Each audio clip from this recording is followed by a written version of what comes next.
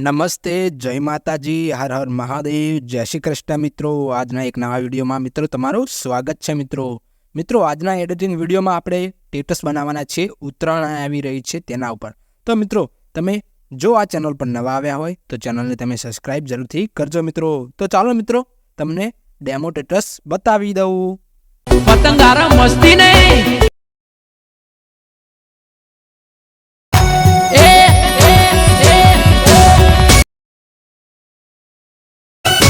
લાયા વિપુલ સુસરા લાયા હો ભાઈ ભાઈઓ મારા આવશે ને રે ચડીને ભાઈઓ મારા આવશે ને પતંગ રે ચડીને પતંગ ચગાવશે।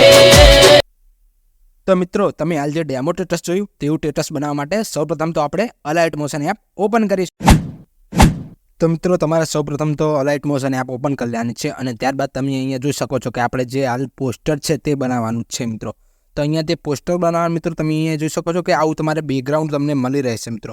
તે તમારે અહીંયા એડ કરી દેવાનું છે। જ્યારે તમે આ પ્રોજેક્ટ એડ કરશો તો તમને કંઈક આવું જોવા મળશે અને ત્યારબાદ મિત્રો તમે અહીંયા જોઈ શકો છો કે તમારા જે મિત્રો હોય તેના તમારે ફોટા અહીંયા એડ કરી દેવાના રહેશે મિત્રો।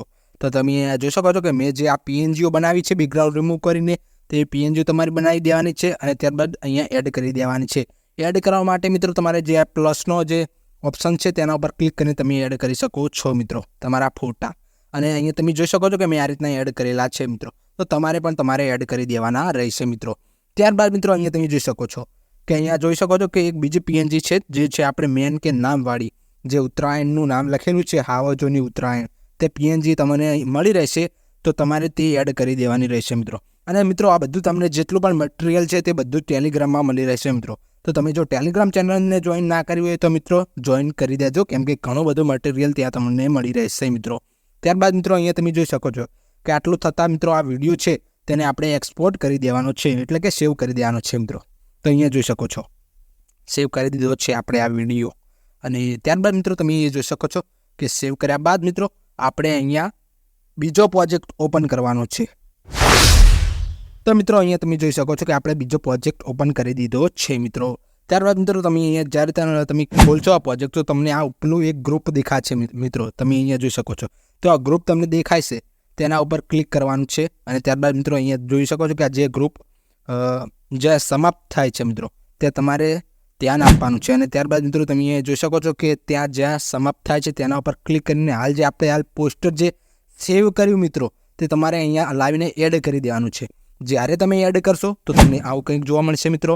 તો મિત્રો તમે અહીંયા પોસ્ટર છે મિત્રો તેને આપણે જેટલું સોંગ છે મિત્રો આપણું તેટલું લોબું કરી દેવાનું છે। તેના માટે મિત્રો આ ઓપ્શન તમને દેખાય છે ઘડિયાળ જેવો તો આના ઉપર ક્લિક કરવાનું છે આ ઘડિયાળ જેવા ઉપર ઓપ્શન।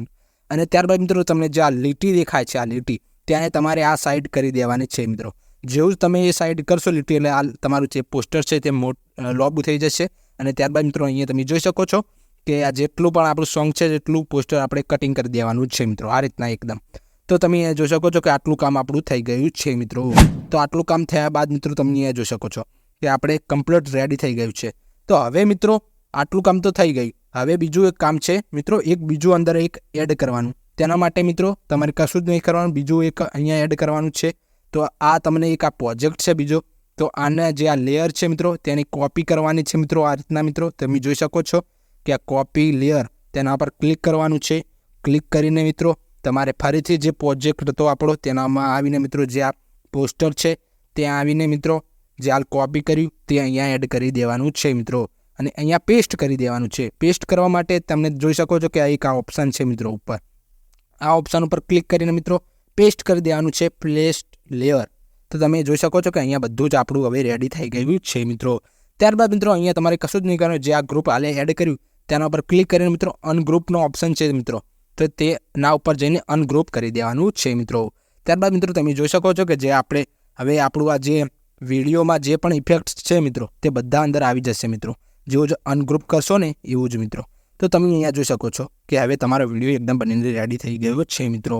તો તો મિત્રો જો વિડીયો પસંદ આવ્યો ને તો એક લાઇક જરૂરથી કરજો મિત્રો. અને મિત્રો જો હજુ સુધી તમે ટેલિગ્રામ ચેનલમાં જોઈન ના થયા હોય ને તો જોઈન થઈ જજો મિત્રો. તો મળીએ એક બીજા વિડીયોમાં મિત્રો. ત્યાં સુધી મિત્રો જય માતાજી.